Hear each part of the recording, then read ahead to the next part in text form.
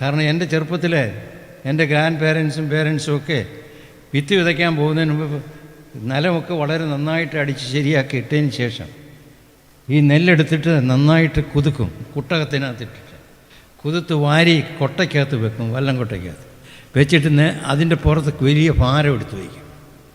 After 3 days all the seed will be sprouted out. Okay, അതാണ് സങ്കീർത്തനക്കാരൻ പറയുന്നത്.